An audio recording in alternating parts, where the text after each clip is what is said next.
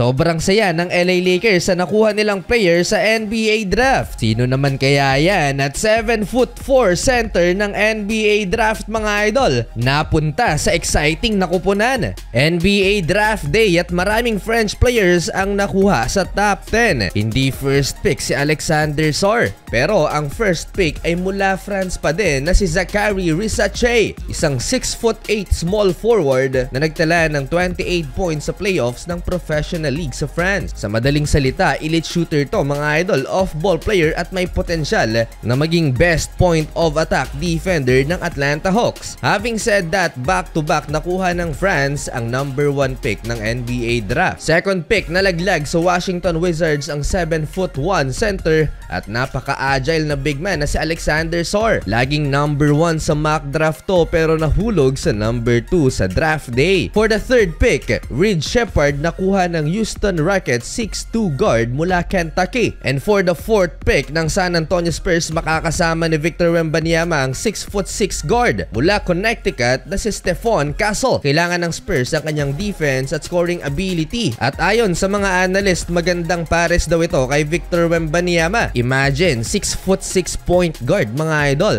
For the fifth pick, nakuha naman ng Detroit Pistons si Ron Holland II, forward, 6'7" mula G League Ignite. And for the sixth pick ng Charlotte Hornets, another Frenchman, si Tidjane Salon, 6'9" forward. Napakalaki niyan mga idol, tatlo sa top 10 picks ay mula sa France. At lahat sila ay nakapaglaro sa kupunan ni Tony Parker. At jump na tayo sa 9th pick ng NBA draft, ang isa sa inaabangan, ang 7'4" center at dominant big man ng NCAA na si Zach Edey. Nakuha siya ng team ni Ja Morant, ang Memphis Grizzlies. Ang tanong ngayon, paanong magta-translate sa NBA ang laruan nitong traditional big man na si Zach Edey? Lalo na't ang hinahanap ng mga team sa NBA, ang mga modern stretch big man. Yan yung may mga tira sa labas at kayang magdala ng bola. Pero sa pick na yan ng Memphis Grizzlies, na-hype si Ja Morant at agad-agad nag-post sa kanyang IG story. And for the 12th pick ng NBA draft, isa na namang Nikola ang papasok sa NBA.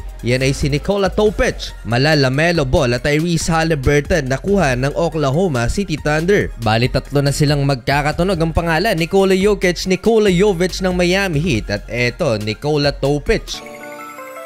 For the 15th pick ng Miami Heat, magkakaroon sila ng 7'1" center na si Kelly Ware. Very good pick for Miami Heat, backup center ni Bam Adebayo. Napakagandang pick ito para sa Miami Heat.